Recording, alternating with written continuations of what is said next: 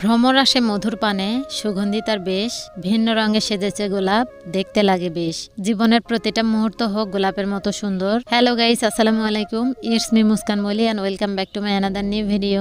সকালবেলা ঘুম থেকে উঠে আমার মা পলের ঢিবিটা খুলে রোদে দিছে, কারণ পলের ঢিবির নিচে নাকি ইঁদুর বাসা বাঁধছে, তাই নতুন করে ঠিক করতেছে। আবার এই যে দেখেন আমার ভাইরা পলের ঢিবিটা ঠিক করতেছে।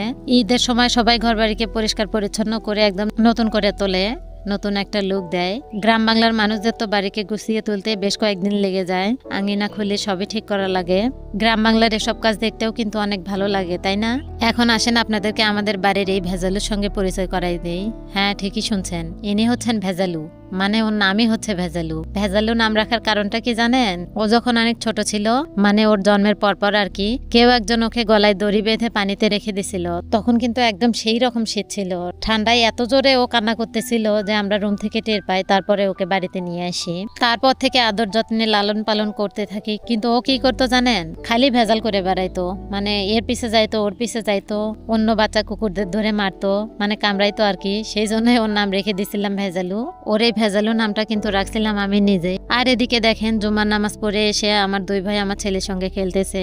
মুগ্ধ ওর বড় মামার মাথার টুপিটা কেড়ে নিয়ে অনেক খুশি হচ্ছিল, আর সেই কাজটাই আমার ভাই বারবার করতেছিল ভাগ্নেকে খুশি করার জন্য।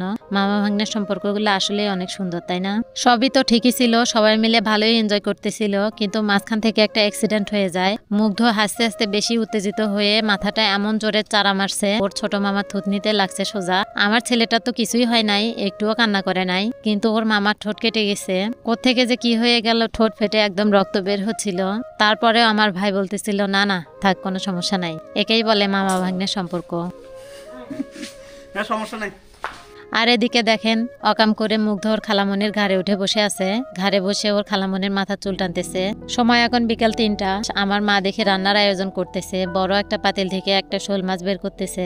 গল্পের ছলে ছলে জানতে পারি যে আমাদের পুকুরটা যখন ছেঁচে তখন এই মাছটা রেখে দিছে আমার জন্য, কিন্তু আমাদের মা ছেলের বাড়িতে আসতে আসতে অনেক দেরি হয়ে যায়। আমি বাড়িতে আসারও 1 মাস আগে থেকে নাকি বন্দি ছিল মাছটা। এতদিন ধরে পাতিলে পানি দিয়ে রেখে দিছিল আমার মা। মাছটা জ্যান্ত ছিল ঠিকই, কিন্তু একদম শুকে চিকন হয়ে গেছে। এই হচ্ছে আমার মা আর ভাবিদের কাণ্ড কারখানা। আমার মা তার নিজের লাউয়ের জাংলা থেকে লাউ ছিঁড়ে এনে রান্না করলো, সাথে একদম কষা কষা শোল মাছের ঝোল। রাতে খাওয়াটা কিন্তু বেশ জমবে। আমার কিন্তু লাউয়ের তরকারি অনেক পছন্দের। শুধু কিন্তু রান্না বান্না এগুলোই না, রাতে আরো তরকারি রান্না করা হবে। সবাই রান্না বান্না নিয়ে ব্যস্ত, আর ওইদিকে মুগ্ধর খালামনির সঙ্গে টিভি দেখতেছে। মুগ্ধ কিন্তু টিভি দেখে ঠিকই, কিন্তু টিভিতে নিজের ভিডিও ছাড়া আর কারো ভিডিও দেখে না। আমি যেহেতু ওর একলা হাতে মানুষ করতেছি, তাতে করে ওর টিভি দেখার অভ্যাস হয়ে কিন্তু ভালোই হয়েছে।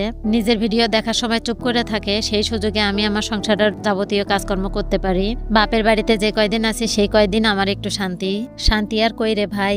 মা হাঁসের মাংস খাওয়াবে আমায়, আমার জন্যই নাকি রেখে দিছিল হাঁসটা, কারণ আমার সব থেকে পছন্দের মাংসই হচ্ছে হাঁসের মাংস। সে হাঁসের মাংস আবার আমারই রান্না করতে বলে। হে হে গাইস, মজা করলাম একটু। আমারে কেউ রান্না করতে বলে নাই, রান্না করতে আমার ভালো লাগে, তাই পছন্দের হাঁসের মাংস নিজেই রান্না করতে বসে গেছি। একদম মনের মাধুরী মিশিয়ে রান্না করতে ভালোবাসি। খেতে কিন্তু অনেক মজা হয়েছিল।